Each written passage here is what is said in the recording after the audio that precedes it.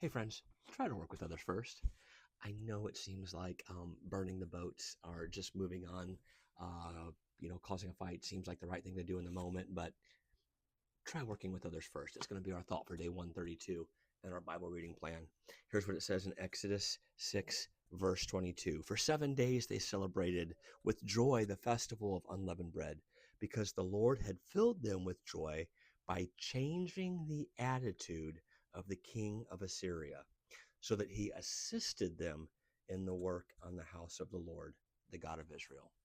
See, God's people had begun to rebuild their temple, and that's what we looked at in the last video. And the surrounding nations, they didn't like it. They wanted God's people's land to stay in ruin so that they could basically just steal and raid them at will. When these people saw that they couldn't discourage the work themselves, they sought to utilize government and red tape. And it did work for a time. When the government showed up, God's people had a choice. They could have demanded their rights and tried to continue the work, and it would have caused a literal physical alteration that probably wouldn't have gone well for God's people at that time. They instead chose to work with the government and get it sorted out. It took some time, but they did. They stopped the work. They got and over time they did get everything sorted. And now instead of government interference, um, they now had protection from that same government. They had assistance from them.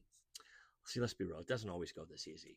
I don't know how long it took for all this to work out, but it reads very smoothly here. And I know better, right? It hardly ever goes this easy. That being said, for followers of Jesus in particular, and people in general, not everything does have to be a fight. It's often worth the short term setback to accomplish what you want in the long term. We're to followers of Jesus, we're to pray for the well being of our leaders and rulers and our enemies. We're to seek to serve them and to learn how to work with them, right? In fact, Paul tells us, as far as it depends on you, learn to live at peace with all people. See, far too often our first response is to take offense and fight. But Jesus, he taught us a better way, Jesus and Paul.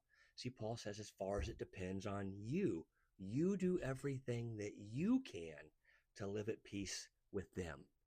It assumes they're not returning this courtesy. We need to still do it. Not everything has to be a fight. It may end in one, but try to work with others first. Have a beautiful day.